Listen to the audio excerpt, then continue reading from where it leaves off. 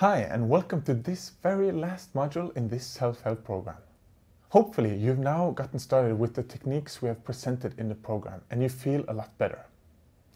This module is a little different from the others because it has a different perspective on mental health compared to what we have used so far. This perspective can be very valuable and meaningful for some, while for others it might seem superfluous or unnecessary. We invite you to assess this for yourself. The perspective we're talking about is the societal perspective, in contrast to the individualistic perspective. This program has introduced several tools and techniques that are all aimed at you and your challenges. That is, you as an individual, your challenges, your vicious circles, your mental processes, etc., etc. But we haven't really touched on the fact that every individual is also a member of a larger society. And this fact is important if we want to paint an accurate picture of mental health in general. We have an example that demonstrates this. Imagine Tracy, who works in a cleaning service company. And let's say that the cleaning service industry are hit with hard times at the moment. This forces Tracy's boss to decrease expenditures. The most cost-effective way to do this is to increase Tracy's daily workload. Before, she cleaned 2 office buildings each day, but now her boss wants her to clean 4, effectively doubling her workload. In just a few short months, Tracy can feel the strain of this double workload. She starts experiencing symptoms of depression and anxiety, and finds it harder to sleep at night. When Tracy tells her boss about this situation, her boss sends her to a psychologist to work on her mental health issues. This story is presented in the book The Therapeutic Turn from the Norwegian psychologist Ole Jakob Madsen, and is an illustration of the importance of considering a person as both an individual and as a larger part of a society.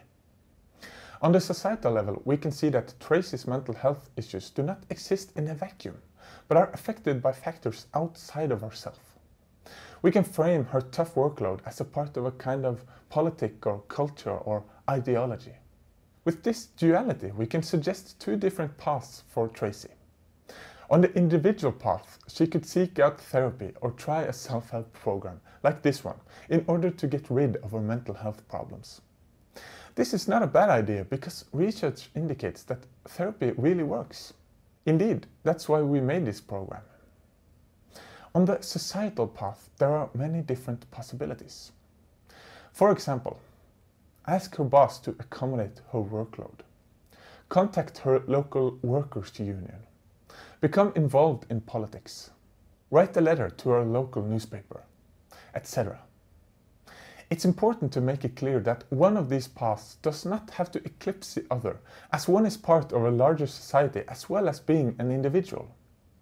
The danger rooted in exclusively focusing on the individual is that you may end up taking responsibility for everything that happens to you, including your mental health problems. As we saw with the case of Tracy, this can be really unfortunate.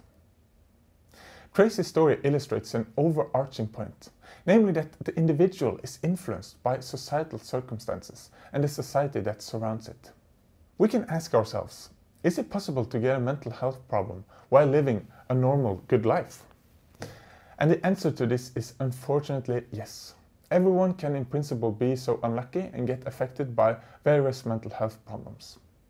But, importantly, mental health problems are much more likely to appear when living in difficult circumstances.